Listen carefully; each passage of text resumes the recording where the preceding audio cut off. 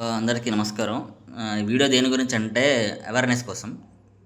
ఇక్కడ రీసెంట్‌గా మేము రిలయన్స్ మార్ట్‌కి వెళ్ళాము. అది బెంగుళూరులో ఉంది. సో, ఇక్కడ ఒక సబ్బు కొనడానికి వెళ్ళాం. అది ఎంఆర్‌పీ ప్రైస్ 120 ఉంది కదా! అక్కడ అది 108కి వస్తుందని ఉంది. సో, జనరల్‌గా మనం ఏం చేస్తాం, ₹12 డిస్కౌంట్ వస్తుంది కదా! ఒక సబ్బు కావాల్సిన 3 సబ్బులు కొనేద్దాం. సర్లే ₹12 మిగిలిస్తున్నాం కదా! సబ్బులు ఎలాగో వాడతాం కదా అని. కానీ వాడు డిస్కౌంట్ ఇవ్వకపోగా మాకు 121.5 అంటే ₹1.5 ఎక్స్ట్రా ఛార్జ్ చేశాడు.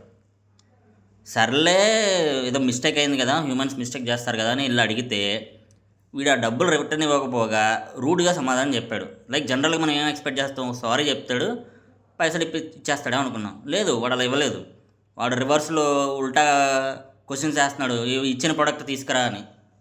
ఎవడు తీసుకొస్తాడు? నేను డబ్బులు రిటర్న్ ఇస్తాడను వెళ్ళాం. వాడు ఇచ్చిన ప్రోడక్ట్ తీసుకురా, అప్పుడే డబ్బులు ఇస్తాం, అది ఇది అని ఆర్గ్యుమెంట్ చేయడం మొదలెట్టాడు. Is not a sales person. వాడు క్యాషియర్ కూడా కాదు, బిల్లింగ్ చేసేవాడు కూడా కాదు. రిలేషన్షిప్ మేనేజర్ ఉంటాడు చూడు, వాడు అనుకుంటా. వాడు ఉల్టా సమాధానం చెప్పిండు. జనరల్గా మేము కన్జ్యూమర్ కోర్టు అది ఇదని చెప్పేసరికి ఇచ్చేసిండు. ఇచ్చేటప్పుడు కూడా ఈ 0.5 చూసారా, అది మమ్మల్ని వదులుకోమన్నాడు. నేను వదులుకుంటానా? లేదు. నువ్వు వదులుకో, 0.5 ₹1 ఇచ్చేసేయి, సరిపోతుంది, ₹13 ఇచ్చేసేయి, మేము వెళ్ళిపోతాం, మేము ఉల్టా సమాధానం కూడా చెప్పట్లేదు కదా మీకు, నువ్వే సేఫ్, మేము ఇంకా కన్జ్యూమర్ కోర్టు అది వెళ్తే పెద్ద గొడవ అవుతుంది, అవసరమా నీకు అంటే అప్పుడు ఇచ్చేసిండు.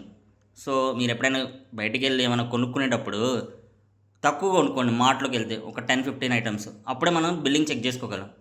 లేదంటే చేసుకోలేము. జనరల్గా మేము క్యాలిక్యులేట్ చేసుకొని పంచుకుంటున్నాం కాబట్టి పీజీలో మాకు ఇది ఫైండ్ అవుట్ అయింది.